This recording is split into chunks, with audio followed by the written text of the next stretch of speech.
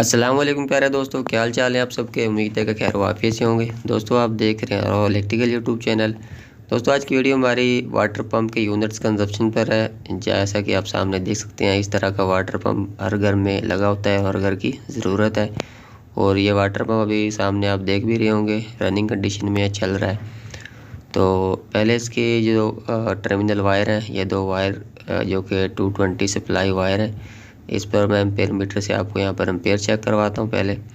तो ये आप देख रहे हैं वायर पे मीटर को यहाँ पर डाल लिया मैंने। 3.4 एम्पेयर यहाँ पर दोस्तों इसके आ रहे हैं एक वायर पर। सेकंड वायर जो दूसरी वायर है उस पर भी आपको मैं चेक करवाता हूँ कि उस पर कितने एम्पेयर शो होते हैं। तो ये आप देख सकते हैं दोस्तों, दूसरी वायर है उस पर भी 3.4 एम्पेयर आ रहे हैं। ठीक है, तो ये एक सिंगल फेज पंप है। ये इसका जो ब्लैक कलर का स्विच नज़र आ रहा है, ये ऑटोमेटिक स्विच है जो कि इसको ऑटोमेटिक ऑन ऑफ करवाता है। एक छोटी सी टैंकी के ऊपर लगा हुआ है। तो दोस्तों वोल्टेज तो हमें मालूम ही होता है, 220 वोल्टेज पर ये चलता है सिंगल फेज पंप। तो वोल्टेज हमारे पास 220 है और एम्पेयर भी हमने चेक कर लिए हैं। तो इसको फार्मूले के लिहाज से दोस्तों पहले इसको हम वाटेज निकालेंगे इसके, क्योंकि अभी इसके ऊपर कोई नेम प्लेट नहीं लगी हुई। पंप बिल्कुल पुरानी हालत का है, नेम प्लेट इसके ऊपर अभी नज़र नहीं आ रही।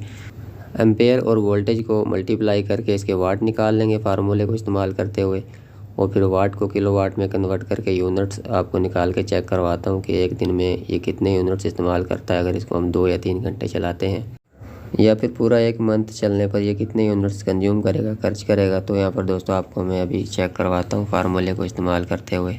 पहले हम पंप के वाट निकाल लेंगे, कितने वाट का है या फिर कितनी पावर का है। पावर की इकाई वाट होती है और पावर को P से ज़ार किया जाता है। पावर मालूम करने का फार्मूला हमारे पास P = वोल्टेज मल्टीप्लाई करंट है। वोल्टेज हमारे पास 220 फर्ज करेंगे और एम्पेयर मैंने आपको चेक करवाया 3.4 एम्पेयर है। अगर इन दोनों को हम मल्टीप्लाई करते हैं तो हमारे पास 748 वाट आ गए हैं। जो वैल्यू आई है वो 748 वाट आ गई है। करीबन हमारा जो पंप है वो 748 वाट का है।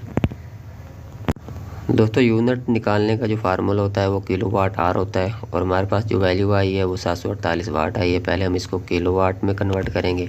किलोवाट में कन्वर्ट करने के लिए हम इसको 1000 से डिवाइड कर देंगे। तो हमारे पास जो वैल्यू आ गई है 0.748 आ गई है, किलोवाट में कन्वर्ट हो गई है वैल्यू ये। तो अब दोस्तों हम यूनिट का फार्मूला इस्तेमाल करते हुए यूनिट निकाल लेते हैं, जो कि किलोवाट आ रहा है। यहाँ ऊपर लिखा हुआ है, आपको नज़र भी आ रहा होगा।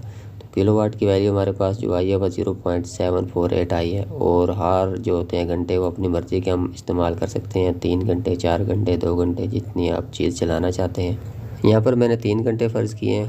3 को 0.748 से मल्टीप्लाई किया तो हमारे पास वैल्यू आ गया 2.244।